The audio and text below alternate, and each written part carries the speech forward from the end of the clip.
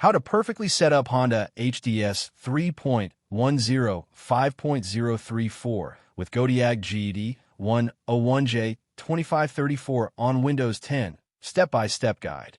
Hey everyone, welcome back to the channel, your ultimate hub for all things automobile diagnostics and tech. Now, before we jump right in, let me ask you this. Have you ever struggled with setting up Honda's HDS software with a J2534 cable on Windows 10?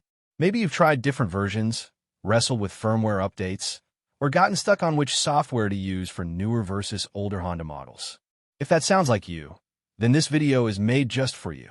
Stick around because by the end, you'll know exactly how to get your Honda HDS 3.105.034 running perfectly with the Godiag GD101 cable. No headaches, no guesswork. But first, a quick disclaimer. Everything you'll see here is purely educational and informational. We're here to empower technicians, car enthusiasts, and learners alike to understand vehicle diagnostics better. We follow all fair use rules, only using content for education and review, with no copyright violations or commercial misuse. Remember, always stick to your vehicle manufacturer's guidelines and local laws when working on your ride. All right, quick favor before we start. If you're passionate about car diagnostics or just love geeky car tech content, smash that subscribe button now. Hit the bell icon too, so you don't miss any future tips that will save you time and money. Let's grow this community of auto pros and enthusiasts. Now, let's get into the heart of the matter. Setting up Honda HDS 3.105.034 with the Godiag GD101 J2534 cable on Windows 10. We gathered some real user experiences from customers who went through this installation journey. And here's the complete lowdown. Step 1. Download and install the driver for your GD101 cable. This is absolutely crucial. Don't skip it. Once installed, don't just leave it there. Check for updates to the cable's built-in firmware. Why? Because many people complain that their GD101 cable acts buggy, but the reality is often that they haven't updated the firmware after purchase. For example, the cable typically ships with firmware version 1.8, but with the update utility, you can upgrade it all the way to version 1.14. That alone fixes a ton of connectivity and stability problems. Moving on to step 2, installing the HDS software itself. Honda's software lineup is a little tricky because it depends on your vehicle's model year. For cars made before 2017, you'll want to use the older HDS version. For newer cars, 2017 and onward, i-HDS is your friend. Here's a quick breakdown of popular HDS versions and their intended OS compatibility. HDS 3.107.012, released on October 15, 2028, works with Windows 8 and below. HDS 3.101.019, released on July 16, 2022, also Windows 8 and below.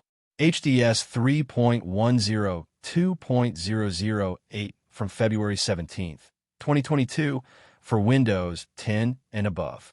HDS 3.102.029 from July 17, 2017, for Windows 10 and above.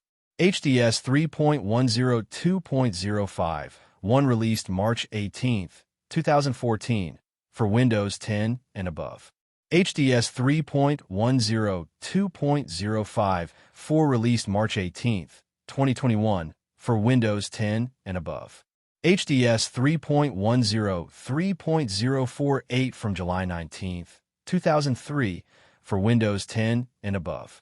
HDS 3.104.024, released January 21, 2017, for Windows 10 and above. Now, here's where things get interesting. The antivirus software on your computer often flags and deletes files for HDS 3.105.012 when running on Windows 10. To dodge this issue, it's recommended to try the newer version, HDS 3.105.034.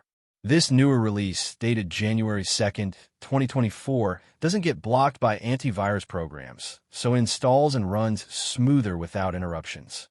Download both HDS 3.105.034 and i-HDS 1.009.001.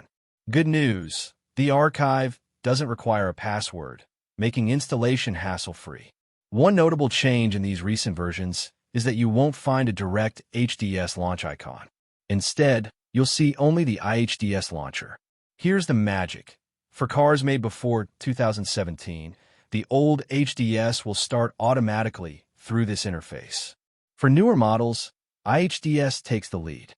For example, if you're working on a 2017 Honda Accord, launching the software through i-HDS will seamlessly switch to the classic HDS experience after the connection is established. But if you want to bypass the new i-HDS interface and launch HDS 3.105.034 directly, use this command line. c://diag system /launcher/launcher exe/p=1/c=0. Let's quickly weigh the pros and cons here. The pros? This is currently the newest software version as of January 2024, and it plays nice with your antivirus, meaning fewer installation headaches. The downside? The firmware database included in this archive is roughly half the size compared to what you get with HDS 3.105.012, which could mean fewer firmware options. Now, I'd love to hear from you. Have you tried setting up Honda HDS with the Godiag GD101 cable yourself? What challenges did you face, and did updating the firmware make a difference? Drop your experiences and tips in the comments below, and don't forget to share this video with your fellow gearheads and tech lovers. Before wrapping up, here's a quick refresher for those who want to run HDS 3.105.034 without the new i-HDS interface. Just remember that handy launcher command I mentioned earlier. It's a great trick to keep things straightforward, especially if you prefer the classic HDS look and feel. Alright, huge thanks to all my regular viewers and new subscribers. You make this channel what it is. If you haven't subscribed yet, now's the perfect time to join our growing family of automotive diagnostics pros. Remember, smashing that like button and leaving a comment helps the channel immensely. And if you want to go the extra mile, consider hitting the super thanks button to support us directly.